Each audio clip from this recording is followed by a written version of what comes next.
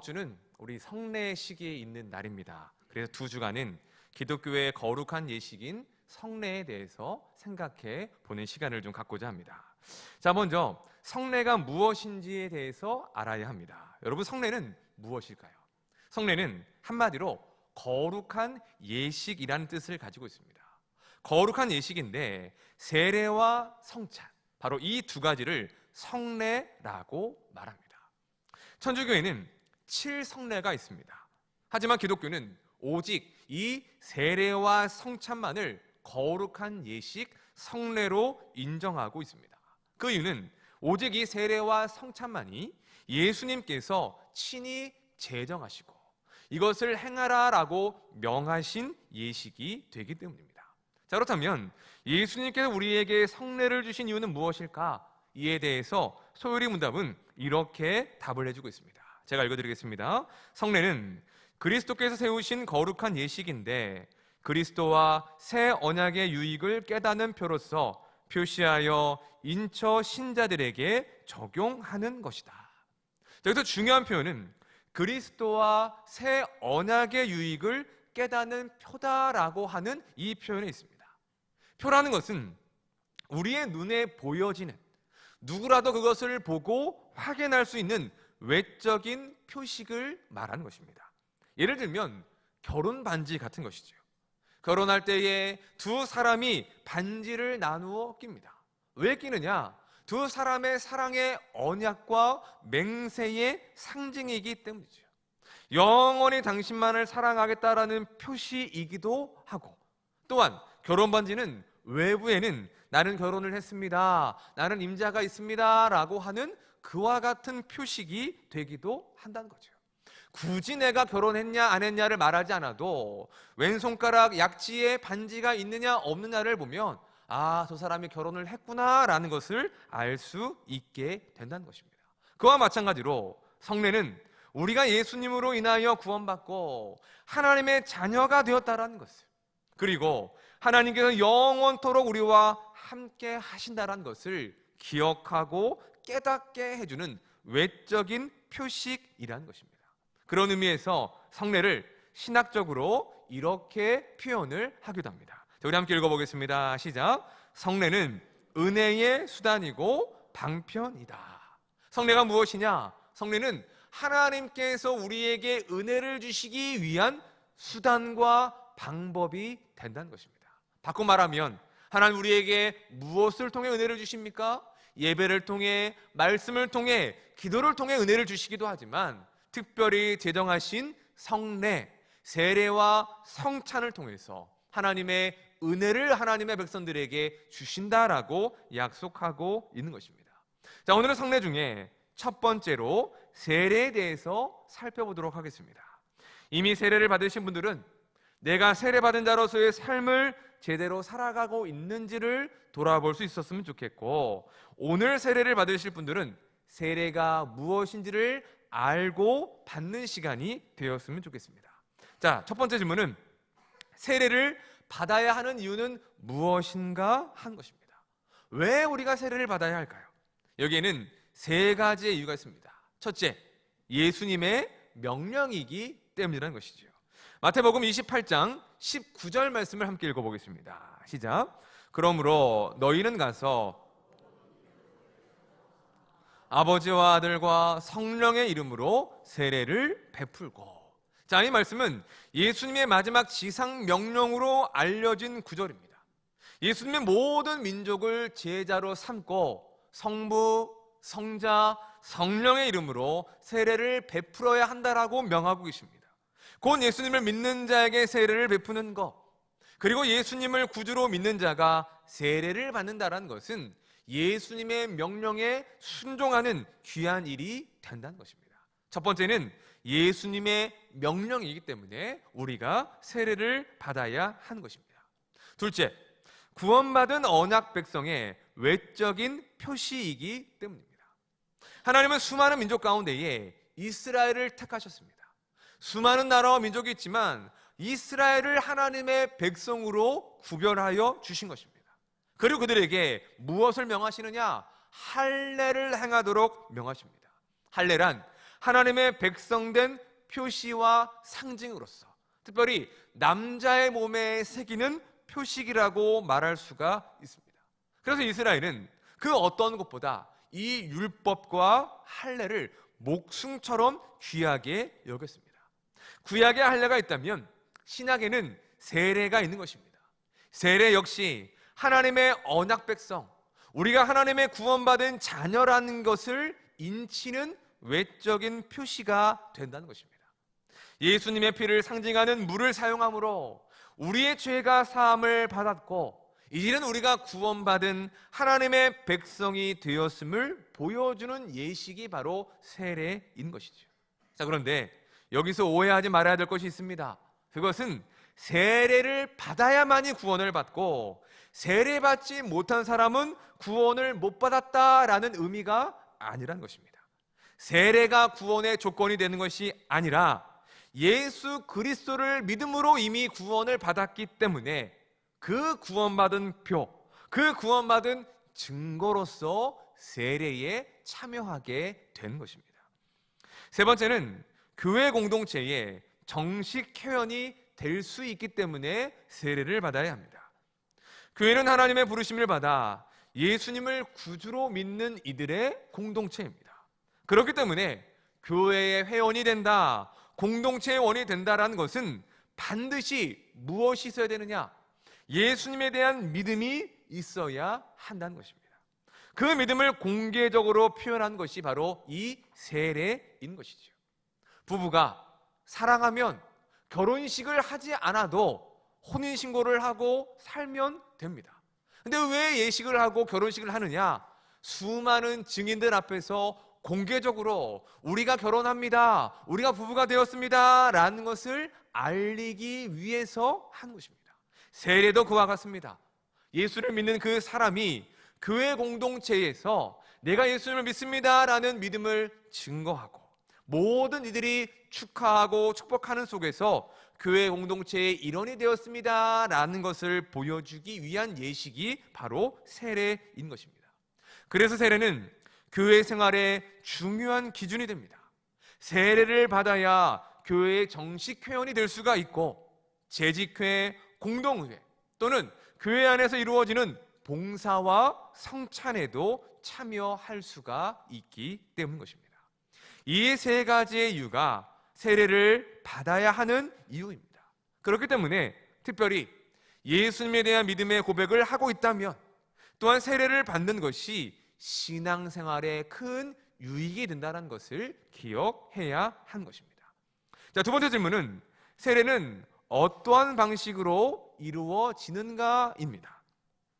세례의 방식에서 가장 중요한 부분은 물을 사용한다는 것이죠. 물로 베푼다는 것입니다.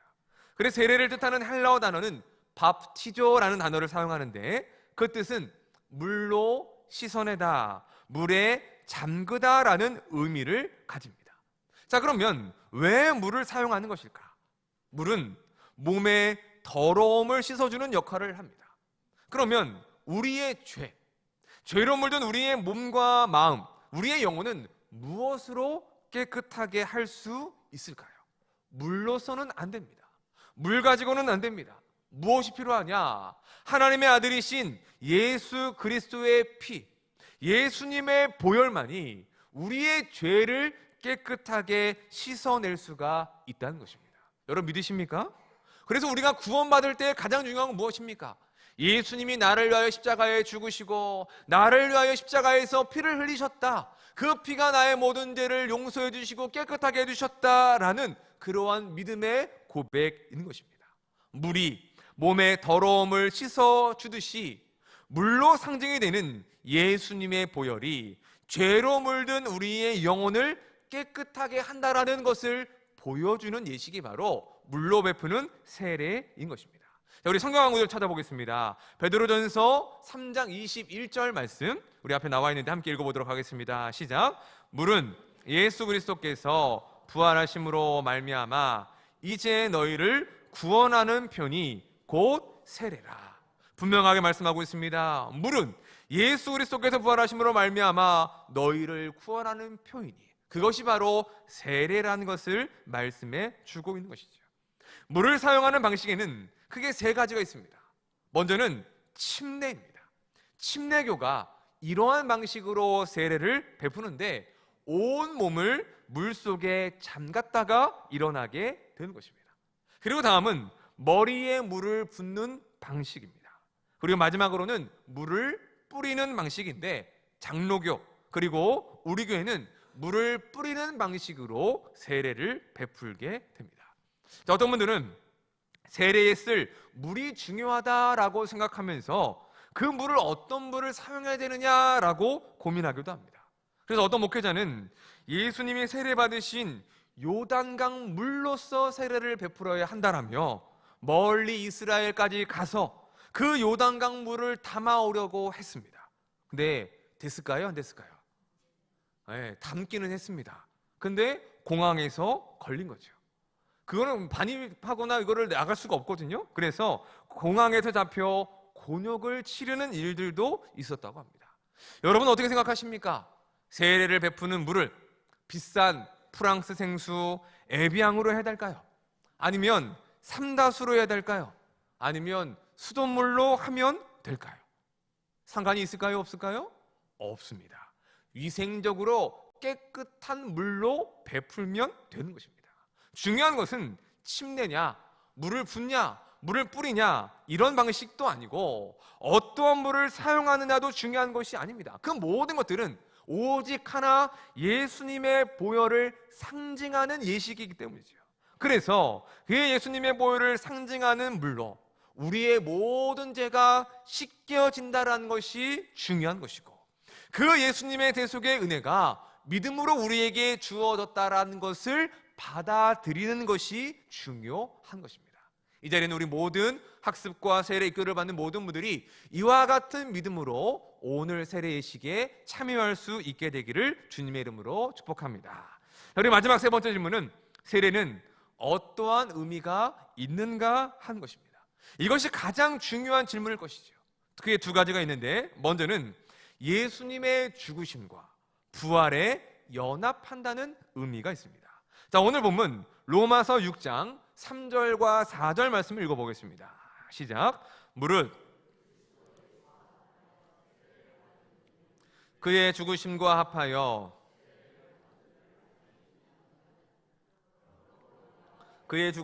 합하여 세례를 받음으로 그와 함께 장사되었나니 이는 아버지의 영광으로 말미암아 그리스도를 죽은 자 가운데서 살리심과 같이 우리로 또한 새 생명 가운데서 행하게 하려 함이라. 아멘. 바울은 세례를 통해 우리가 예수님의 죽으심과 부활하심에 합하게 된다라고 말하고 있습니다. 그 말은 세례가 우리로 하여금 우리를 위하여 죽으신 예수님의 죽으심과 부활에 참여하고 연합하는 그러한 의미가 있다는 것을 보여주고 있는 것이지요. 침례를 들어 설명하면 물에 깊이 잠기며 들어갈 때에는 내가 예수님과 함께 우리의 죄악된 본성과 옛사람이 죽었습니다 라는 것을 상징하는 것입니다. 그리고 다시 물 밖으로 나오게 되는데 그때에는 부활하신 예수님과 함께 부활의 생명을 얻은 새 사람이 되었습니다 라는 것을 상징하고 있는 것이죠. 바로 여기에 예수님의 죽으심과 부활에 참여한다라는 의미가 세례의 첫 번째 의미입니다. 두 번째는 그리스도로 옷을 입는 것을 의미합니다. 우리 갈라디아서 3장 26절 27절 말씀을 함께 보겠습니다. 시작. 너희가 다 믿음으로 말미암아 누구든지 그리스도와 합하기 위하여 세례를 받은 자는 그리스도로 옷 입었느니라. 아멘. 이 말씀은 세례를 그리스도로 옷 입는 것이다 라고 표현하고 있습니다. 즉 우리의 모든 죄악과 더러움을 덮어주시는 예수님, 또한 십자가에서 이뤄놓으신 그 대속의 은혜와 예수님의 의를 세례를 받음을 통하여서 우리에게 덧입혀 주신다는 상징적인 의미가 있다는 것입니다. 타락하기 전 아담과 하와는 옷을 입지 않았습니다. 안 입어도 부끄러운 것도 수치스러운 것도 알지 못했습니다. 죄가 없었기 때문이죠. 하지만 선악과를 먹고 난 이후에 그들은 자신들이 벌거벗었음을 알고 무화과 나무의 잎으로 중요한 부위들을 가리기 시작했습니다. 결국은 하나님께서 아담과 하와를 그 에덴 동산에서 쫓아내시게 되는데 그들을 그냥 내보내시지 않는다는 것입니다. 창세기 3장 21절을 보면 여호와 하나님이 아담과 그의 아내를 위하여 가죽옷을 입히시니라 라고 말씀하고 있습니다. 하나님이 친히 죄를 지어 쫓겨갈 수밖에 없는 그들을 위해서 가죽옷을 입혀 주신 것입니다. 그들이 하나님께 반역하고 불순종하는 죄를 지었지만 그럼에도 그들을 아끼시고 사랑하시는 하나님의 사랑으로 그들의 수치와 부끄러움을 그 옷으로 덮어 주신 것을 가르쳐 주는 것입니다. 여러분, 가죽으로 옷을 만들었다는 것은 어떠한 짐승의 희생이 있었다는 것입니다. 그래서 많은 학자들은 이것이 우리의 모든 죄와 수치를 덮어주시기 위해서 우리를 위하여 자기 자신을 내어놓으신 어린 양이신 예수님의 죽으심에 대한 예표이고 상징이라고 말하고 있는 것입니다. 그와 같이 하나님은 세례를 받는 이들에게 그리스도로 옷을 입혀 주십니다. 예수님께서 우리의 모든 죄와 허물, 누구에게도 드러내고 싶지 않은 그 부끄러운 것까지도 다 덮어주시는 은혜를, 또한 예수님께서 십자가에 이뤄놓으신 그 완전한 의로움을 우리에게 덧입혀 주신 것입니다. 예수 그리스도로 옷을 입었기 때문에 우리는 더 이상 죄인이 아니라 의인이 되고 그 의인된 삶을 영원토록 살아가게 된다는 것입니다. 때로 우리가 신앙생활 하는 중에 이런 고민을 할 때가 있습니다. 내가 구원받은 것이 맞는가? 내가 진짜 예수님을 믿고 있는 것이 맞는가?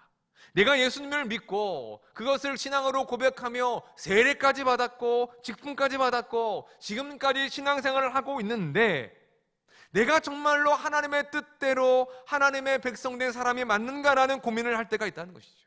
왜냐하면 우리가 살아가는 순간순간마다 여전히 죄를 짓고 있기 때문인 것입니다. 하나님과 상관없는 모습으로 살아갈 때가 있기 때문입니다. 그래서 선뜻 또 많은 경우에 당신은 구원받았습니까? 오늘이라도 하나님이 당신을 부르신다면 하나님의 천국에 들어갈 그러한 담대함이 있으십니까? 라고 물어보면 선뜻 아멘이라고 자신 있게 답하지 못하는 이들을 볼 수가 있게 된다는 것이죠.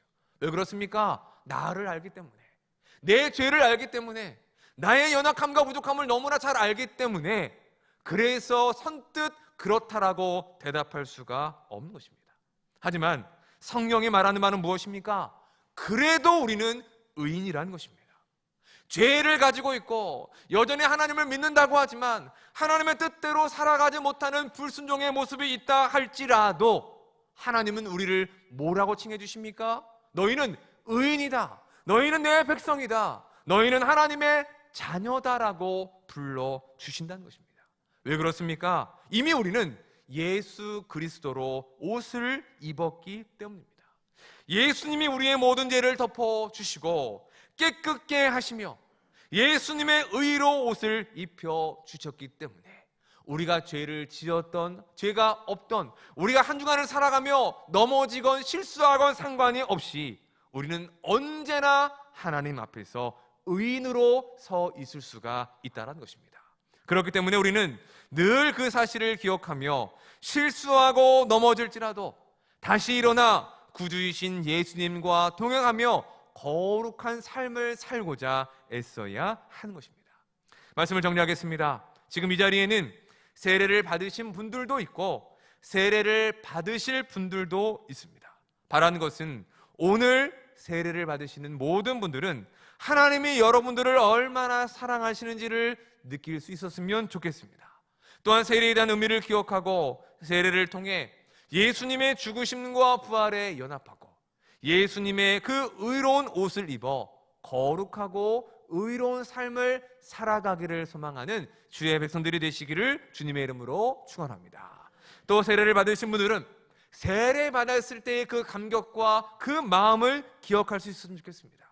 내가 그때 어떤 심정으로, 어떠한 마음으로, 어떤 감격과 눈물로서 세례를 받았는지를 돌아보며 그 감격과 그 마음이 지금도 내 마음 가운데 있는가를 돌아보셨으면 좋겠습니다. 그리고 예수 그리스도로 옷 입은 자로서 예수님과 동행하며 의로운 삶을 살아가기를 다시 한번 소망하고 바랄 수 있는 이 시간이 되었으면 좋겠습니다. 믿음으로 세례를 받는 것 너무나 귀하고 중요한 일입니다. 하지만 더 중요한 것은 세례 받고 난 이후의 삶이죠. 우리가 받은 구원과 생명이 얼마나 귀하고 값진 것인가를 안다면 우리는 예수님과 함께 동행하며 거룩한 삶으로 나아가게 되는 것입니다.